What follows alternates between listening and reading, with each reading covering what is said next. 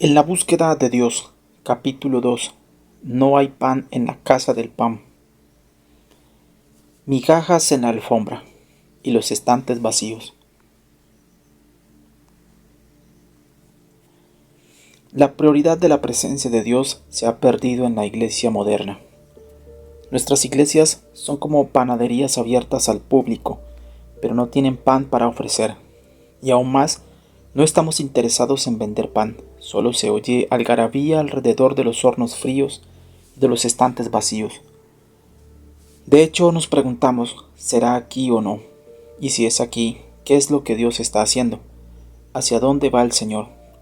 ¿O solo estamos preocupados por barrer migajas imaginarias de panaderías que no tienen pan? ¿Sabemos siquiera cuándo está Dios en la ciudad? Un día Jesús hizo lo que nosotros llamamos su entrada triunfal a Jerusalén en los lomos de un pequeño asno. En su jornada hacia la ciudad, probablemente pasó junto al templo de Herodes. Yo creo que la razón por la cual los fariseos estaban disgustados por el desfile descrito en el capítulo 12 del Evangelio de San Juan es que interfería o molestaba el servicio que se realizaba dentro del templo. Yo puedo oír sus quejas diciendo, ¿qué es lo que pasa? Están incomodando al sumo sacerdote. ¿No saben lo que estamos haciendo en el templo? Estamos realizando un importante servicio. ¿Saben por qué estamos orando? Oramos por el Mesías que viene, y ustedes tienen la osadía de molestarnos con este ruidoso desfile. ¿Quién es el líder de esta chusma revoltosa? Ah, ¿ve usted al sujeto montado en ese burrito? Ellos perdieron la hora de su visitación. Él estaba en la ciudad y ellos no lo sabían. El Mesías pasó junto a su puerta cuando estaban adentro orando por su venida. El problema fue que llegó de la manera en que no lo esperaban y por eso no lo reconocieron. Hubiera llegado sobre el lomo de un encabritado semental blanco o en un carro real dorado con una falange de soldados que lo precedieran. Los fariseos y los sacerdotes hubieran dicho podría ser él. Infortunadamente estaban más interesados en un Mesías que rompiera el yugo de la esclavitud romana que en uno que diera fin a la esclavitud espiritual que se había convertido en la plaga de su tierra y de su gente. Dios se está alistando para irrumpir en los Estados Unidos de América, aun si al hacerlo tiene que pasar de lado por sus sofocantes iglesias, para manifestarse en las tabernas. Seremos sabios al recordar que Él pasó por alto la élite religiosa antes de comer con los pobres, los profanos y las prostitutas. La Iglesia Occidental y la Iglesia en los Estados Unidos en particular han exportado sus programas sobre Dios a todo el globo terráqueo, pero ya es tiempo de que aprendamos que nuestros programas no significan progreso. Lo que necesitamos es su presencia. Necesitamos tomar la decisión de que no importa lo que cueste y de dónde provenga, lo necesitamos a Él. Y Él quiere llegar de acuerdo a sus condiciones y no de acuerdo con las nuestras. Hasta entonces la ausencia de lo sobrenatural afectará a la iglesia. Podemos estar adentro orando por su venida mientras Él pasa afuera de nuestro recinto. Y lo que es peor, los que están adentro se pierden su presencia mientras que los que están afuera marchan con Él. El pan es escaso durante los tiempos de hambre. Aconteció en los días que gobernaban los jueces que hubo hambre en la tierra, y un varón de Belén de Judá fue a morar en los campos de Moab, él y su mujer y sus 2 hijos. El nombre de aquel varón era Elimelec, y el de su mujer Noemí, y los nombres de sus hijos eran Malón y Kelión, efrateos de Belén de Judá. Llegaron pues a los campos de Moab y se quedaron allí.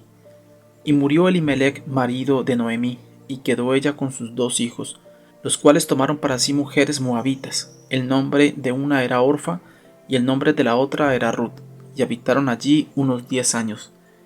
Y murieron también los 2, Malón y Kelión, quedando así con la mujer desamparada de sus 2 hijos y de su marido. Entonces se levantó con sus nueras y regresó de los campos de Moab, porque oyó en el campo de Moab que Jehová había visitado a su pueblo para darles pan. Ruth 1, 1-6.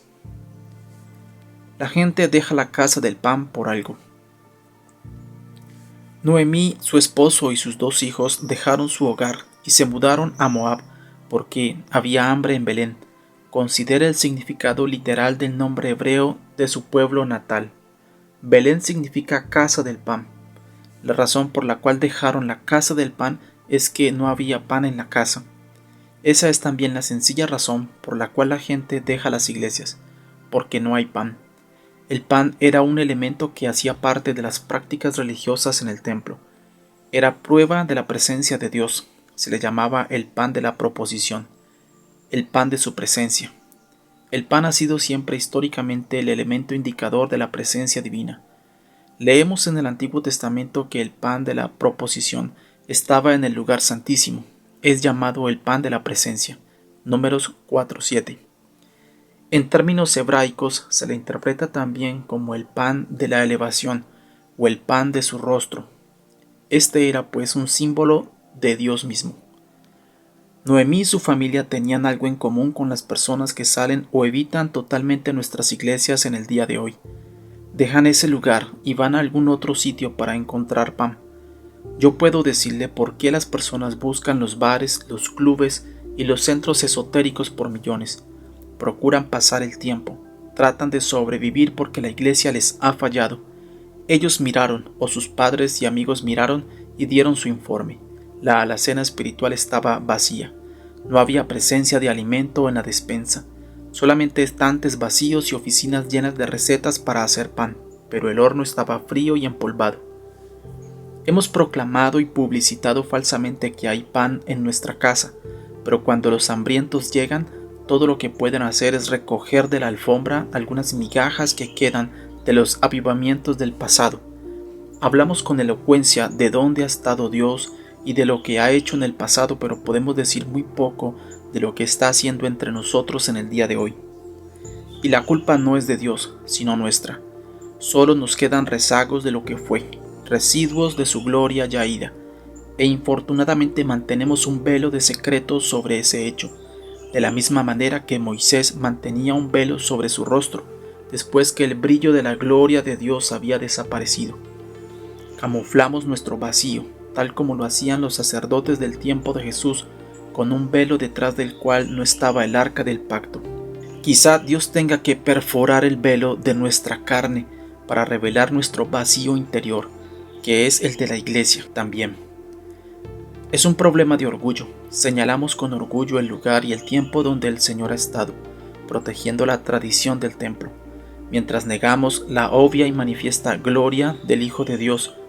Los líderes religiosos del tiempo de Jesús en la tierra no querían que el pueblo se diera cuenta que no había gloria detrás del velo. La presencia de Jesús trae problemas. Los religiosos pretenden mantener a Dios en el lugar donde ha estado, a expensas en un perjuicio de donde esté ahora. Pero un hombre que ha tenido una experiencia nunca está a merced de otro que tan solo tiene un argumento.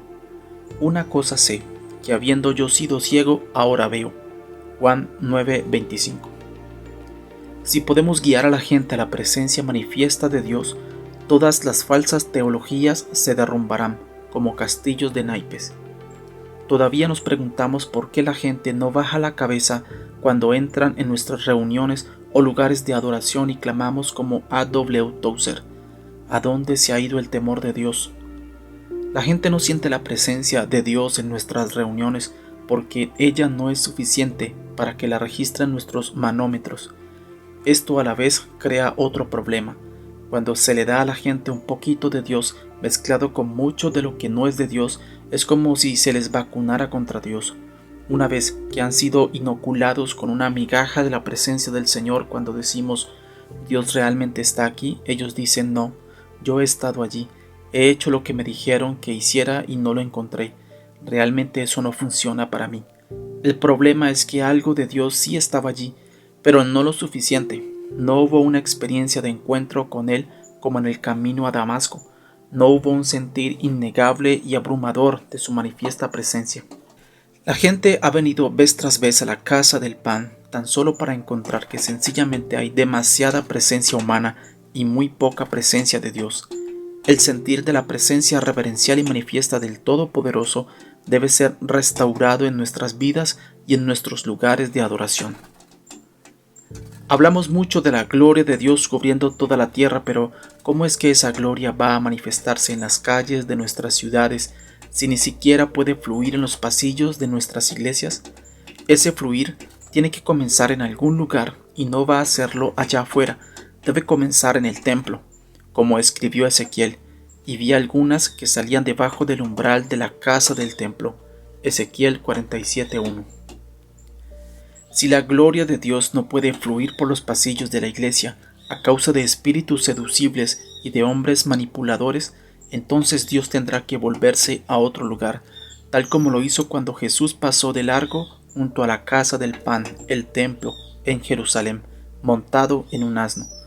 Si no hay pan en la casa, entonces no culpo a los hambrientos por no ir allí. Yo tampoco lo haría. Llega a Moab el rumor de que hay pan. Cuando Belén, la casa del pan, está vacía, la gente se ve forzada a acudir a cualquier otro lugar en busca del pan de vida. El dilema que enfrentan es que las alternativas que el mundo ofrece pueden ser mortales. Tal como Noemí lo descubrió, Moab es un lugar cruel. Moab le robará a sus hijos y los hará morir antes de tiempo. Los separará de su esposo o esposa y le robará su misma vitalidad. Al final, todo lo que le quedó a Noemí fueron 2 nueras, a las cuales había conocido solo durante 10 años, sin ninguna posesión, y encarando un funesto y sombrío futuro les dijo: no tienen que andar tras de mí, ya no tengo más hijos que darles. Pero luego dijo: yo he oído un rumor, hay una información, un secreto, que vuela a través de cada comunidad, de cada aldea y de cada ciudad en el mundo. Vuela a través de nuestras costas, cruza nuestras montañas y llegan a cada lugar habitado. Es el rumor, es la buena nueva para los hambrientos. Si solo uno de ellos oye el rumor de que hay de nuevo pan en la casa del pan, éste correrá como una carga eléctrica a través de una línea de alta tensión a casi la velocidad de la luz. La noticia de la existencia de pan saltará de una casa a otra y de un lugar al otro, casi instantáneamente. Usted no tendrá que preocuparse por hacerle publicidad en la televisión o de promocionarla por los canales usuales. Los hambrientos escucharán, las nuevas se esparcirán. No, no es una farsa. Es difícil de creer, pero esta vez no es exageración ni manipulación. No, no es una treta. No son migajas sobre la alfombra. De veras hay pan de nuevo en la casa del pan. Contentos con las migajas sobre la alfombra. Hay mucho más de Dios disponible para nosotros de lo que podemos saber o imaginar, pero hemos estado tan contentos con el lugar donde estamos y con las cosas que tenemos que no nos esforzamos por obtener lo mejor de Dios. Sí, Dios se está moviendo en medio nuestro y está obrando en nuestras vidas, pero nos hemos contentado con recoger las migajas de la alfombra en vez de disfrutar las abundantes porciones de pan que Dios prepara para nosotros en los hornos celestiales. Él ha dispuesto una gran mesa de su presencia en el día de hoy y está llamando a su iglesia: vengan y coman. Ignoramos los requerimientos del Señor mientras contamos cuidadosamente las rancias migajas del pan añejo. Mientras tanto, millones de personas fuera de las paredes de nuestras iglesias están a punto de morir de hambre, están hastiados de nuestros humanos programas de autoayuda y de autopromoción. Estos millones de personas tienen hambre de Dios, no de historias acerca de Él. Quieren alimento, pero todo lo que tenemos para darles es un miserable menú, empacado en recipientes plásticos, para proteger las imágenes desvanecidas de los dedos codiciosos de los hambrientos desesperados. Por eso es que vemos a personas sumamente educadas con cristales alrededor de sus cuellos, esperanzadas en lograr contacto con algo sobrenatural que esté por encima de ellos y de su triste existencia. Tanto ricos como pobres acuden a seminarios relumbrones sobre iluminación y paz interior y engullen ingenuamente cada pizca de la increíble basura que se hace pasar como la última y más brillante revelación de otro mundo. ¿Cómo puede esto ocurrir? Debería avergonzar y producir convicción a la Iglesia el ver a tantas personas heridas y dolientes que vuelven sus ojos al esoterismo, a la astrología y al espiritismo, en busca de guía y esperanza para sus vidas. La gente vive tan hambrienta que gasta millones de dólares en la recién aparecida industria del ocultismo, controlada por falsos adivinos, aun los médiums o canalizadores genuinos que perforan el oscuro mundo de lo oculto y los espíritus satánicos más familiares son cosa rara en este ramillete. Están tan carentes de esperanza que aceptarán material envasado por mercaderes pagados, como si fuera conocimiento espiritual. Ah, la profundidad del hambre espiritual en el mundo. Hay solo una razón por la cual tantas personas están tan dispuestas a intentar un contacto con el más allá, aún aceptando el engaño, y esta es que no saben dónde encontrar lo real y verdadero. La culpa de tal cosa solo puede residir en un lugar. Esta hora parece haber sido diseñada especialmente para la Iglesia, para que haga prevalecer su presencia. Ahora bien, tengo que repetir una de las declaraciones más incómodas que el Señor ha estado repitiendo a mi espíritu. Hay tanto de Dios en la mayoría de los bares como hay en la mayoría de las iglesias. No es de extrañar, pues, que ni los pecadores ni los santos sientan la necesidad de inclinarse cuando entran a un servicio de adoración. No sienten la presencia de nada ni de nadie digno de adoración entre nosotros. De otro lado, si la iglesia se convirtiera en lo que puede y debe ser, tendríamos apuros para acomodar la demanda de pan en la casa, y cuando la gente entre en nuestras casas de pan, nadie tendría que decirles inclinen sus cabezas en oración, se postrarían sobre sus rostros delante de nuestro Dios sin que nadie diga ni una sola palabra. Aún los paganos sabrían instintivamente que Dios mismo ha entrado en la casa. Nos preguntaríamos el uno al otro, ¿quién atenderá las llamadas mañana? Sabiendo que las líneas estarán congestionadas por las personas que llaman para decir, por favor, háblenme de Dios. ¿Por qué razón digo esto? Porque cuando la gente paga el exorbitante precio de acudir al esoterismo, tratan realmente de tocar a Dios y de encontrar alivio del dolor que existe en sus vidas. No saben a dónde más acudir. El rey Saúl es un buen ejemplo del transgresor desesperado que está separado del Señor. Cuando no pudo tocar o alcanzar a Dios, dijo entonces, encuéntrenme un adivino, quien quiera que sea, necesito una palabra de orientación, así tenga que disfrazarme y entrar arrastrándome por la puerta de atrás, necesito tener acceso al mundo espiritual. Existe otro problema en el cual Dios está interesado y que nos reveló el Señor Jesús cuando reprendió a los líderes religiosos de su tiempo en la tierra. Ay de ustedes, maestros de la ley y fariseos hipócritas, cierran el reino de los cielos en la cara de los hombres, ni entran ustedes ni permiten entrar a los que están procurando hacerlo. Mateo 23:13.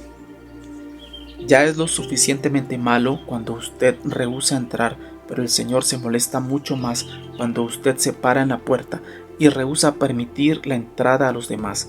Con nuestra ignorancia en cuestiones espirituales y nuestra carencia de hambre y por la manera en que hacemos las cosas en sentido figurado, estamos parados en la puerta e impedimos la entrada de los hambrientos y perdidos, al dar solo migajas recogidas en la deshilachada alfombra de la tradición humana. Después de ofrecer pan horneado fresco y calientito, hemos dejado a incontables generaciones sin hogar, hambrientas y sin lugar a donde ir, a menos que sea a Moab, y así aumenta su cansancio y su fastidio contra el cruel capataz que impone su carga en sus matrimonios, en sus hijos y en sus vidas. Ahora bien, se oye hoy un rumor de que hay pan otra vez en la casa de Dios.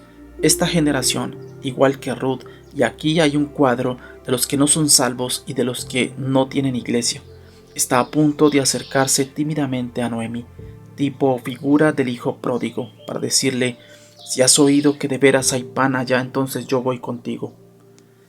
Tu pueblo será mi pueblo, y tu Dios será mi Dios. Ruth 1:16.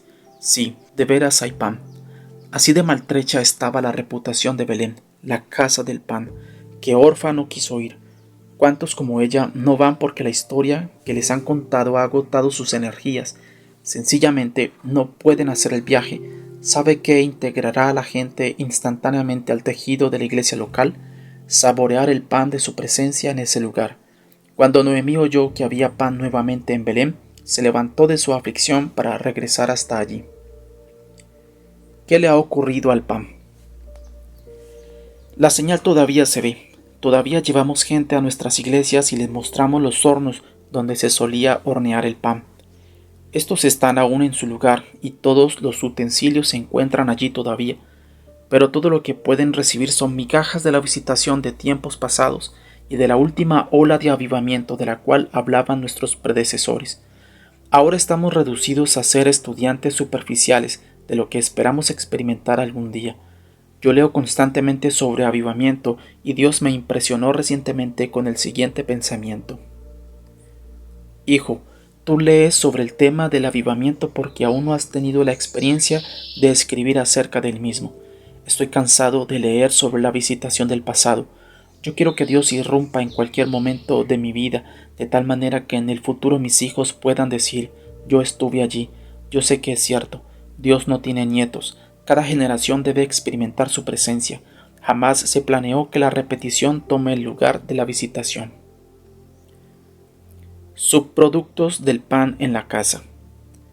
Cuando el pan de la presencia de Dios es restaurado en la iglesia, ocurren dos cosas. Noemí era una pródiga que dejó la casa del pan cuando la mesa llegó a estar vacía, pero cuando oyó que el Señor había restaurado el pan en Belén, regresó rápidamente. Los pródigos regresarán a Belén desde Moab cuando sepan que hay pan en la casa y no regresarán solos. Noemí regresó acompañada por Ruth, quien jamás había estado allí antes. Los que nunca han sido salvos vendrán. Como resultado, Ruth llegó a ser parte del linaje mesiánico de Jesús, cuando se casó con Booz y tuvo un hijo llamado Obed, que fue padre de Isaí, quien a su vez fue el padre del rey David. Una realeza futura espera nuestras acciones aguijoneadas por el hambre. El avivamiento, tal como lo conocemos ahora, es realmente el reciclaje de los salvos en los cuales la Iglesia pretende mantener el fuego encendido. Pero la próxima ola de avivamiento traerá oleadas de personas no salvas a la casa del pan, personas que jamás en su vida habían cruzado la puerta de una iglesia. Cuando oigan que realmente hay alimento en la casa, se precipitarán por nuestras puertas cuando perciban el aroma del pan caliente saliendo de los hornos celestiales. A menudo estamos tan llenos y satisfechos con otras cosas que insistimos en ir pasando con nuestras migajas del pasado. Estamos contentos con la música tal como está, estamos felices con nuestras reuniones de renovación, pues es tiempo para algo de lo que yo cortésmente he llamado el descontento divino. ¿Puedo decirlo sin ser condenado? Yo no estoy contento. Con esto quiero decir que aunque he participado en lo que algunos llamarían el avivamiento de toda una vida, todavía no me siento contento. ¿Por qué motivo? Porque yo sé lo que puede pasar, que sí puedo alcanzar a Dios. Yo sé que hay muchísimo más de lo que hemos visto o esperado, lo cual se ha convertido en una santa obsesión.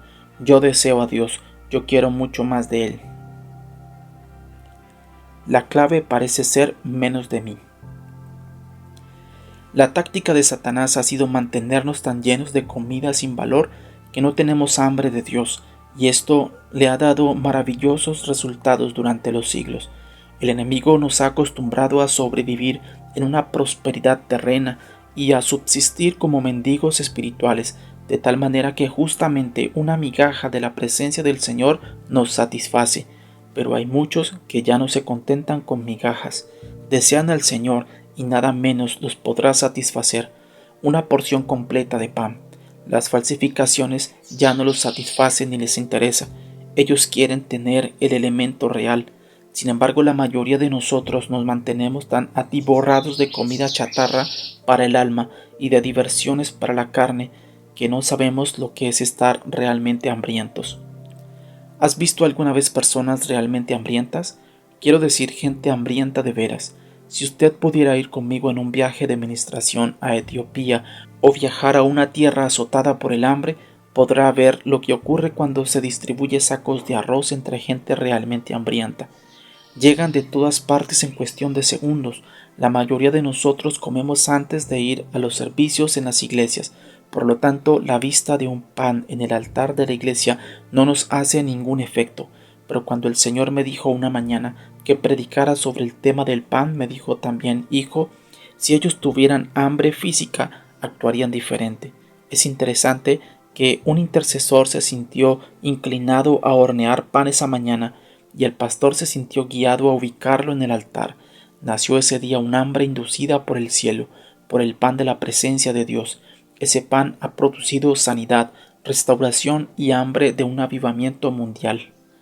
La Biblia dice en relación con el reino de los cielos que los valientes lo arrebatan. Mateo 11:12. Por alguna razón, ese no parece ser nuestro caso, ¿verdad? Nuestro comportamiento llega a ser tan beatificado que tenemos nuestras propias maneras de rectitud política y de educada etiqueta. Puesto que no queremos ser demasiado radicales, ordenamos todas las sillas en hermosas filas alineadas y esperamos que nuestros servicios se ajusten a delineamientos igual de rectos. Necesitamos con desesperación desarrollar hambre de Dios de tal modo que literalmente olvidemos nuestras buenas maneras. La diferencia más notable entre la adoración litúrgica y la adoración carismática es que la primera sigue un programa impreso y el programa de la otra es de memoria. En uno de los dos se sabe aún el momento en que Dios hablará proféticamente. Todos los personajes del Nuevo Testamento que olvidaron sus buenas maneras en beneficio de la adoración al Señor recibieron algo de Él. No hablo de la rudeza por sí misma, estoy hablando de la rusticidad nacida de la desesperación. ¿Qué, por ejemplo, de la mujer desesperada con un problema de hemorragia incurable que se abrió paso entre la multitud a codazos y empujones hasta llegar a tocar el borde del manto del Señor? ¿Qué decir de la impertinente mujer cananea quien se mantuvo en actitud suplicante ante Jesús, rogándole que sanara a su hija endemoniada? Mateo 15, 22 al 28. Aun cuando Jesús la afrentó y le dijo, no está bien tomar el pan de los hijos y echarlo a los perrillos, versículo 26, ella fue persistente, y ella fue tan ruda, tan abrupta, tan presionadora o sencillamente estaba tan desesperada y hambrienta de pan, que respondió, sí Señor, pero aún los perrillos comen de las migajas que caen de la mesa de sus señores. Mateo 15, 27. De otro lado, la mayoría de nosotros acude al pastor y le dice, pastor, quisiera orar por mí y bendecirme. Y si en realidad no pasa nada, nos encogemos de hombros y decimos, bueno, me iré a comer o a descansar, o nos vamos a casa para aplacar el hombre interior con comida y entretenimiento carnal. Con toda honestidad, yo espero que Dios agarre a los hombres y a las mujeres de su iglesia y los haga tan obsesionados con el pan de su presencia que ya no puedan detenerse. Una vez que esto ocurra, ya no querrán solo un toquecito de bendíceme Señor, querrán que Dios se manifieste en ese lugar, no importa cuánto cueste o lo incómodos que se puedan sentir. Eso podrá parecer como algo tosco, pero a ellos ya no les importará la opinión de los demás, solo la de Dios. Con exactitud podemos decir que la iglesia a lo ancho y a lo largo no tiene lugar para personas así. Uno de los primeros pasos hacia el avivamiento real es reconocer que usted se encuentra en un estado de retroceso y declinación. No estaría fácil decir eso en medio de nuestra supuesta prosperidad, pero necesitamos decirlo. Vamos en declive. No estamos en el mejor de los momentos. Irónicamente nos encontramos en la rara situación de concordar con el argumento de la obra Un relato de dos ciudades por el escritor Charles Dickens. Era el mejor y el peor de los tiempos. Este podrá ser el mejor de los tiempos en materia económica, pero los vientos de prosperidad espiritual no corren por toda la iglesia. ¿Cuánto hace que su sombra sanó a alguien? ¿Cuál fue la última vez que su sola presencia en un recinto hizo que alguien dijera tengo que arreglar mi vida delante de Dios? ¿Dónde están los Finney y los Wigglesworth de hoy? Porque estas cosas acontecían en sus vidas. Conozco a un pastor en Etiopía que cuando ministraba en un servicio, algunos hombres del gobierno comunista lo interrumpieron diciendo, estamos aquí para impedir que continúe con su iglesia. Ellos ya habían hecho todo lo posible para lograrlo, pero no habían tenido éxito, así que ese día agarraron a su hijita de tan solo 3 años de edad y la tiraron por una ventana desde el segundo piso, mientras la gente presenciaba lo que hacían. Los comunistas pensaron que eso detendría el servicio, pero la esposa del pastor bajó y abrigando con sus brazos el cuerpo de su bebita muerta, regresó a su asiento en la primera fila y la adoración continuó. Como resultado de esta actitud de humildad y fidelidad por parte del pastor, 400,000 devotos creyentes hacen osada presencia en sus conferencias bíblicas en Etiopía. En una ocasión mi padre, líder nacional de una denominación pentecostal en los Estados Unidos de América, estaba conversando con este pastor etíope. Mi padre sabía que vivía en tremenda pobreza en su país y cometió un error tratando de mostrar lo que en su opinión era un poquito de simpatía. Le dijo al pastor etíope: «Hermano, nosotros oramos por usted y por su pobreza». Este hombre humilde miró a mi padre y le dijo: «No, usted no comprende, hermano. Nosotros oramos por ustedes y su prosperidad». Eso desconcertó a mi padre, pero el pastor le explicó: «Nosotros oramos por ustedes, los americanos, porque es mucho más difícil para ustedes vivir de la manera que Dios quiere que vivan, en medio de su prosperidad, que para nosotros en medio de nuestra pobreza». El gran truco que el enemigo ha utilizado para robar su vitalidad a la Iglesia de los Estados Unidos ha sido el caramelo de la prosperidad. Yo no estoy en contra de la prosperidad, sea tan próspero como desea hacerlo, pero busque a Dios en vez de buscar la prosperidad como fin. Verá, es muy fácil comenzar procurando alcanzar a Dios y terminar tratando de alcanzar cualquier otra cosa. No haga usted tal cosa, procure alcanzar a Dios y punto. ¿Qué ocurriría si Dios se manifestara realmente en su iglesia? Si Dios mostrara de veras su rostro en su iglesia, puedo asegurarle que el rumor de los hambrientos en su ciudad o región se esparcirá de la noche a la mañana. Antes de que usted pueda reforzar las puertas abiertas el día siguiente, los hambrientos vendrán y harán fila a la espera de recibir pan fresco. ¿Por qué no vemos esa clase de respuesta ahora? Los hambrientos se han quemado. Tan pronto como la más pequeña gota de la presencia de Dios fluye en medio de nuestros servicios, queremos decirle a todo el mundo: un río de la unción de Dios ha brotado en nuestro medio. Infortunadamente, la mayoría de las veces gritamos: Dios está aquí, y la gente con hambre llega y solo encuentra que hemos exagerado y manipulado los hechos. Promocionamos más de la cuenta nuestro producto. Falseamos la verdad al describir cada gota de la unción de Dios como un río, y para su consternación, el único río que han hallado entre nosotros es un río de palabras. Incluso a veces construimos magníficos puentes sobre cauces secos. No podemos esperar que los perdidos y los que sufren corran a nuestro río y descubran que escasamente hay para ellos un solo sorbo del vaso de Dios. Les hemos dicho: Dios en realidad está aquí. Hay alimento en la mesa, pero cada vez que han creído nuestro informe, se han visto obligados a agacharse sobre la alfombra a recoger solo migajas del prometido banquete. Nuestro pasado se ha hecho más importante que nuestro presente. No tenéis por qué. En comparación con lo que Dios quiere hacer, raspamos apenas la alfombra en busca de las sobras, cuando el Señor tiene panes grandes, frescos y calientes horneados en los cielos. Él no es el Dios de la escasez y de las migajas.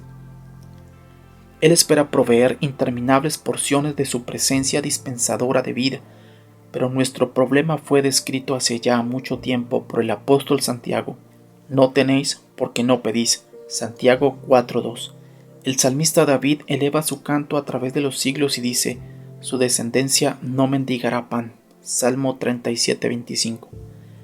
Necesitamos comprender que lo que tenemos, donde estamos y lo que hacemos es pequeño, comparado con lo que Dios quiere hacer en y a través de nosotros. El joven Samuel fue un profeta en una generación de transición muy parecida a la nuestra. La Biblia nos dice que en tiempos de la edad temprana de Samuel, la palabra de Jehová escaseaba en aquellos días, no había visión con frecuencia. Primera de Samuel 3:1. Una noche Elí, el anciano sacerdote, se fue a su cama, y por ese tiempo su visión se había deteriorado tanto que ya difícilmente podía ver. Parte de nuestro problema en la historia de la Iglesia es que nuestra visión se ha vuelto borrosa y no podemos ver como deberíamos. Hemos estado satisfechos con los procedimientos eclesiásticos y con la rutina normal.